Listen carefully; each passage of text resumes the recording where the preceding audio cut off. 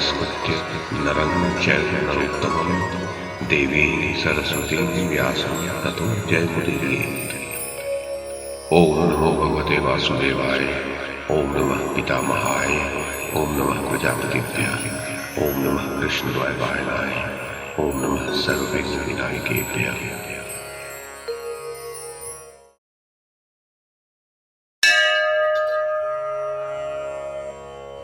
वैशंपायन जी कहते हैं, जनमेजय, तदनंतर भीष्म जी का वह समयोचित वचन सुनकर कौरवनंदन बुद्धिमान युधिष्ठिर ने उनसे इस प्रकार कहा, पितामह, मैं इन भगवान श्री कृष्ण के संपूर्ण चरित्रों को विस्तार पूर्वक सुनना चाहता हूँ। आप उन्हें कृपा पूर्वक बतावें। पितामह, भगवान के अवतारों और चरित्रों का क्रमशः वर्णन कीजिए। साथ ही मुझे ये भी बताइए कि श्री कृष्ण का शील स्वभाव कैसा है।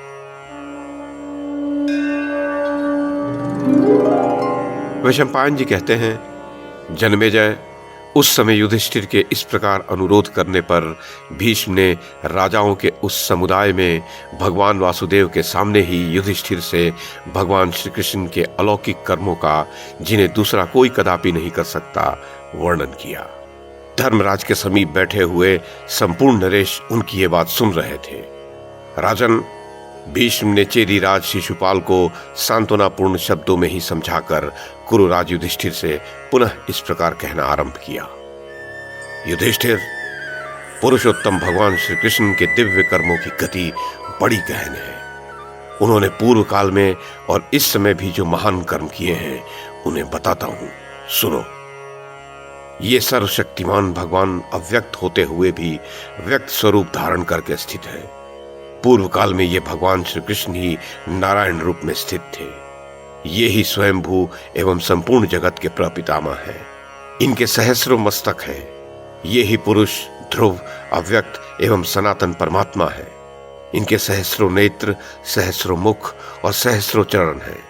ये सर्वव्यापी परमेश्वर सहस्रों भुजाओं, सहस्रों रूपों और सहस्रों नामों से युक्त है। इनके मस्तक सहस्रों मुकुटों से मंडित हैं। ये महान तेजस्वी देवता हैं। संपूर्ण विश्व इन्हीं का स्वरूप है। इनके अनेक वर्ण हैं। ये देवताओं के भी आदि कारण हैं और अव्यक्त प्रकृति से परे अपने सच्चिदानंद घन स्वरूप में स्थित है। इन्हीं सामर्थ्यवान भगवान नारायण ने सबसे पहले जल की सृष्टि की। फिर उस जल में उन्होंने स्वयं ही ब्रह्मा जी को उत्पन्न किया। ब्रह्मा जी के 4 मुख हैं। उन्होंने स्वयं ही संपूर्ण लोकों की सृष्टि की है। इस प्रकार आदिकाल में समस्त जगत की उत्पत्ति हुई। फिर प्रलय काल आने पर, जैसा कि पहले हुआ था, समस्त स्थावर जंगम सृष्टि का नाश हो जाता है एवं चराचर जगत का नाश होने के पश्चात ब्रह्मा आदि देवता भी अपने कारण तत्व में लीन हो जाते हैं और समस्त भूतों का प्रवाह प्रकृति में विलीन हो जाता है। उस समय एकमात्र सर्वात्मा भगवान महानारायण शेष रह जाते हैं। भरत नंदन, भगवान नारायण के सब अंग सर्वदेवमय है। राजन, द्युलोक उनका मस्तक, आकाश नाभि और पृथ्वी चरण है। दोनों अश्विनी कुमार उनकी नासिका के स्थान में हैं। चंद्रमा और सूर्य नेत्र हैं एवं इंद्र और अग्नि देवता उन परमात्मा के मुख हैं। इसी प्रकार अन्य सब देवता भी उन महात्मा के विभिन्न अवयव हैं। जैसे गुथी हुई माला की सभी मणियों में एक ही सूत्र व्याप्त रहता है, उसी प्रकार भगवान श्री हरि संपूर्ण जगत को व्याप्त करके स्थित है। प्रलय काल के अंत में सबको अंधकार से व्याप्त देख सर्वज्ञ परमात्मा ब्रह्मभूत महायोगी नारायण ने स्वयं अपने आप को ही ब्रह्मा रूप में प्रकट किया।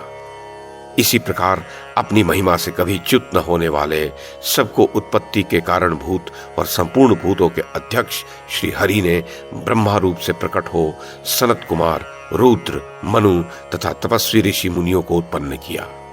सबकी सृष्टि उन्होंने ही की। उन्हीं से संपूर्ण लोकों और प्रजाओं की उत्पत्ति हुई। युधिष्ठिर, समय आने पर उन मनु आदि ने भी सृष्टि का विस्तार किया। उन सब महात्माओं से नाना प्रकार की सृष्टि प्रकट हुई। इस प्रकार एक ही सनातन ब्रह्म अनेक रूपों में अभिव्यक्त हो गया। भरतनंदन, अब तक कई करोड़ कल्प बीत चुके हैं और कितने ही करोड़ प्रलय काल भी गत हो चुके हैं। मनवंतर, युग, कल्प और प्रलय ये निरंतर चक्र की भांति घूमते रहते हैं। ये संपूर्ण जगत विष्णुमय है। देवाधिदेव भगवान नारायण चतुर्मुख भगवान ब्रह्मा की सृष्टि करके संपूर्ण लोगों का हित करने के लिए क्षीर सागर में निवास करते हैं। ब्रह्मा जी संपूर्ण देवताओं तथा लोकों के पितामह हैं, इसलिए श्री नारायण देव सबके प्रपितामह हैं। जो अव्यक्त होते हुए व्यक्त शरीर में स्थित है, सृष्टि और प्रलय काल में भी जो नित्य विद्यमान रहते हैं, उन्हीं सर्वशक्तिमान भगवान नारायण ने इस जगत की रचना की है। युधिष्ठिर, इन भगवान श्री कृष्ण ने ही नारायण रूप में स्थित होकर स्वयं ब्रह्मा, सूर्य, चंद्रमा और धर्म की सृष्टि की है। ये समस्त प्राणियों के अंतरात्मा है और कार्यवश अनेक रूपों में अवतीर्ण होते रहते हैं। इनके सभी अवतार दिव्य हैं और देवगणों से संयुक्त भी हैं। मैं उन सब का वर्णन करता हूं, सुनो।